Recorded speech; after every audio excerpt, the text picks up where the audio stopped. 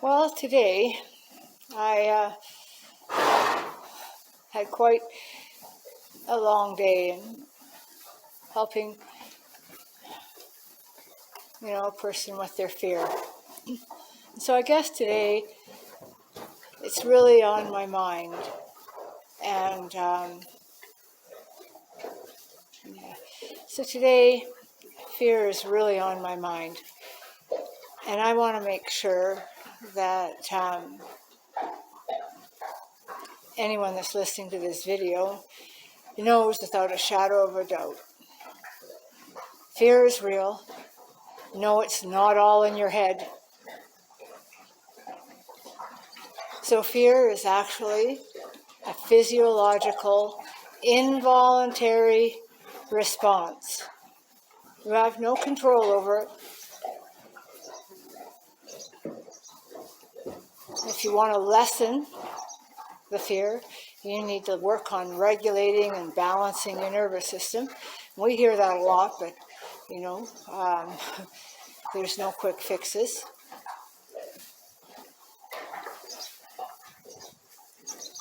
And so, fear has nowhere to belong in regards to how you feel about yourself, whether you think you're brave, whether you think you can or can't or should or shouldn't. Fear is there to protect us in some cases, but unfortunately, the society in which we live, everything is geared around,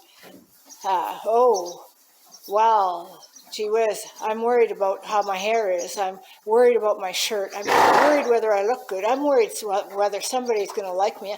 I'm worried whether or not I'm going to get a good grade. No matter which way but Sunday, there's all of these little nigglies that are going on inside your mind. And each one of those creates a physiological response.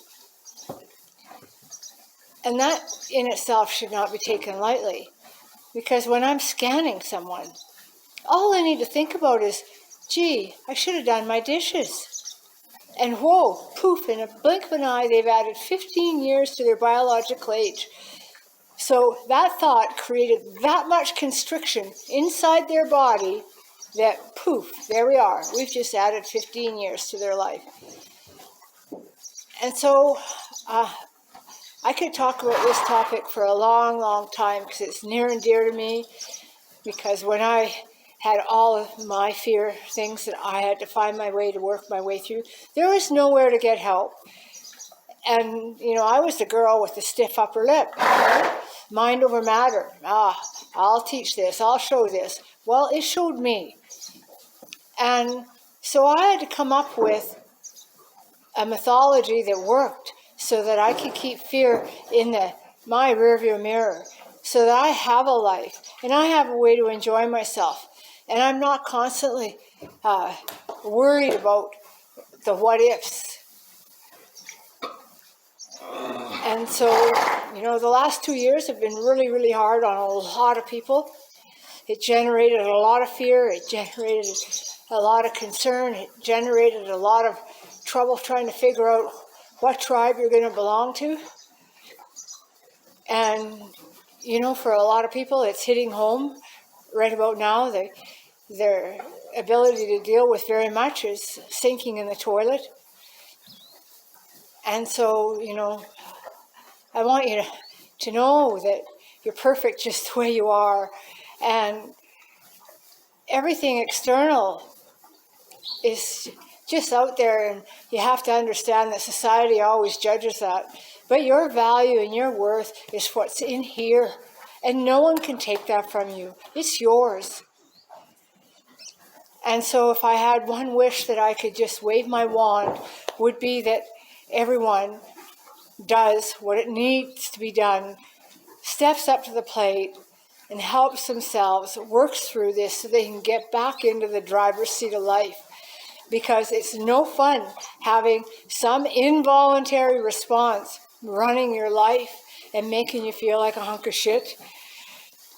And so You know, if you're suffering with fear in any kind of level, reach out and I will share whatever I can to help make something better for you.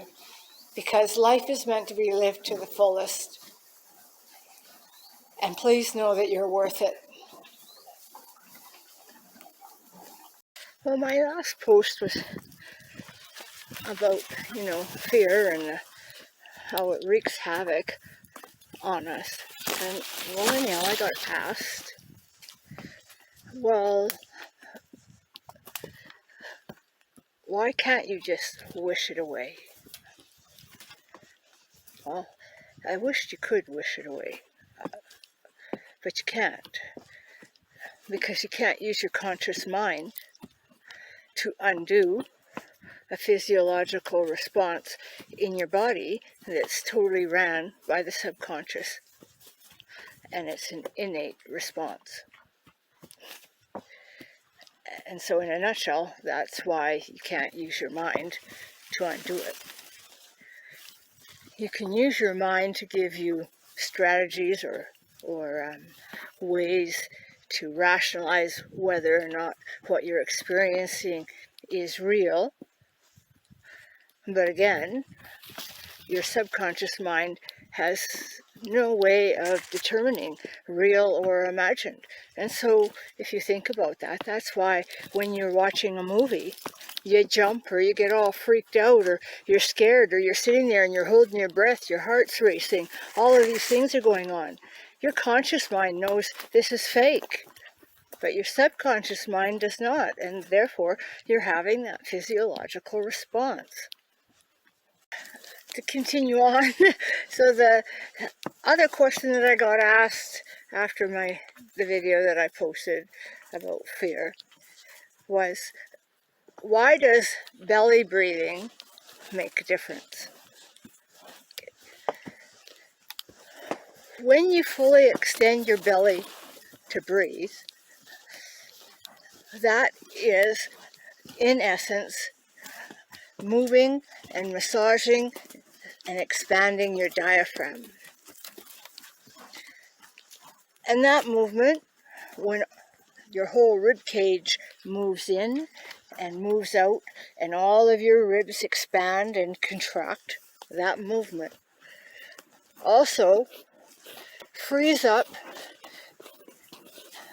all of the organs inside your rib cage. It allows the lungs to fill fully. And so that's the physiological effects of all of that. And it also tells your brain that everything's hunky-dory. Because when you breathe from your belly, signals that it's a relaxed state. Everything's okay. And so if you begin to pay attention to how your body feels, you'll notice that as soon as you start getting worried, anxious, concerned, even angry over anything, you start to lift your shoulders with each breath, because now you're only breathing from the top part of your lungs. You're not fully expanding anything. And so, in a nutshell, that's why belly breathing makes such a big difference. And in many cases, because you've been shallow breathing and breathing from the upper part of your lungs for probably a very long time, it also takes a period of time for you to be able to retrain yourself so that you are breathing consistently through your entire rib cage and letting that rib cage expand and contract. And so if these tips are helping you, put down a like and then share it with your friends. And so in this video, what I wanted to cover is why regulating our nervous system is so important to our horses.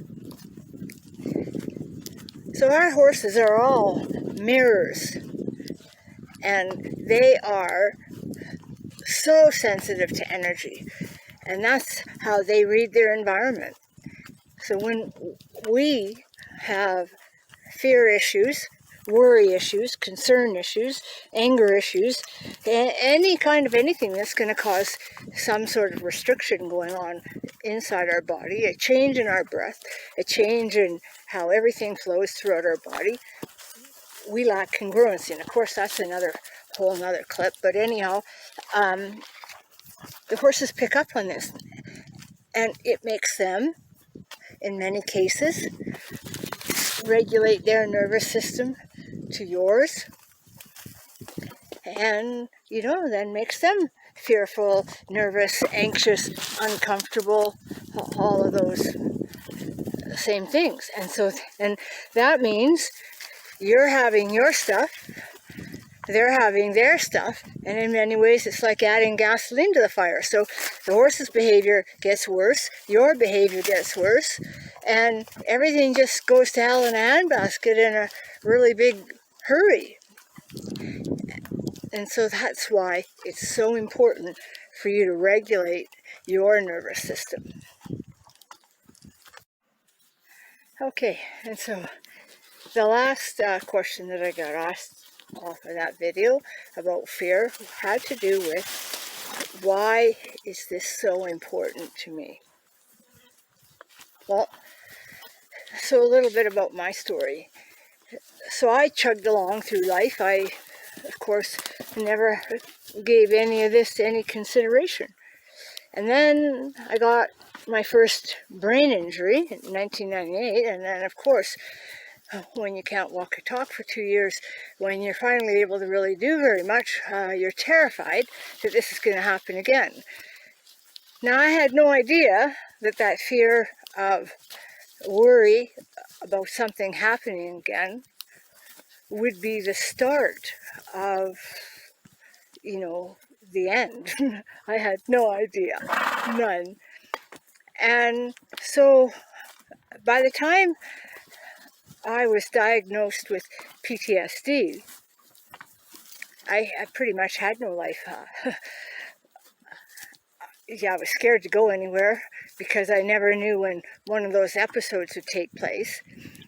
I had to create like a hidden safe place so that I could go there to hide so nobody could find me, because of course in my PTSD I thought somebody was trying to kill me all the time.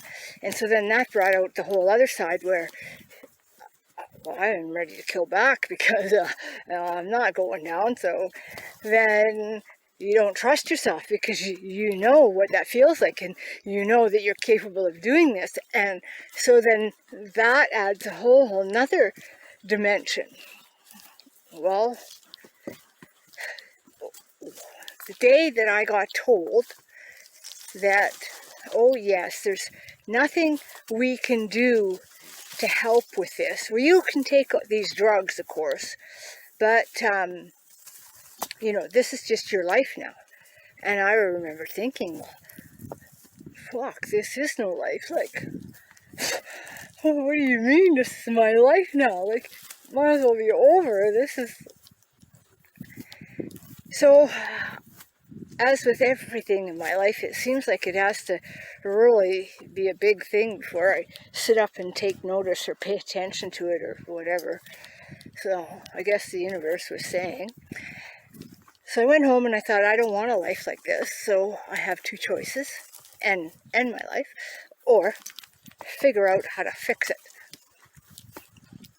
And so I embarked on a journey to figure out how to fix it.